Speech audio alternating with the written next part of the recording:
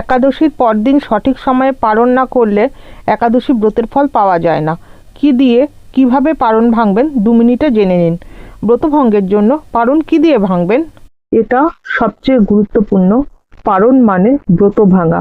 একাদশীর পরের দিন দ্বাদশীতে পঞ্জিকায় যে পারণের সময় লেখা থাকে ওই সময়ের মধ্যে পারণ করতে হয়। নিয়ম: পরের দিন সকালে স্নান করে ঠাকুরকে ভোগ দিয়ে তুলসী পাতা দিয়ে পারণ ভাঙবেন। পারণ কি দিয়ে ভাঙবেন?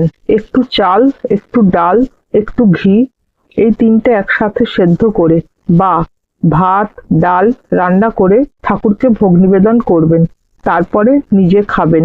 অনেকে শুধু একটু জল আর তুলসী পাতা মুখে দিয়েও পারণ ভাঙেন। মনে রাখবেন, পারণের সময় পেরিয়ে গেলে ব্রতের ফল পাওয়া যায় না বলে শাস্ত্রীয় বিশ্বাস। তাই পারণের সময় ও পুরো ব্রত মাহাত্ম্য কমেন্টে ও নিচের ডেসক্রিপশনে দেওয়া ভিডিওর লিংক থেকে দেখে দিন। আরেকটা কথা, পারণের ফল আপনি নিজেও রাখতে পারেন, অথবা ঈশ্বরকে সমর্পণ করতে পারেন, অথবা আপনার প্রিয়জনের মঙ্গলের জন্য তাকেও সমর্পণ করতে পারেন। মুখে বলবেন যে, হে ঈশ্বর, আমি এই পারণের ফল তোমাকে বা অমুককে সমর্পণ করলাম। কমেন্টে লিখুন জয় শ্রীহরি। আজ এই পর্যন্ত। চ্যানেলটি সাবস্ক্রাইব করে সঙ্গে থাকুন।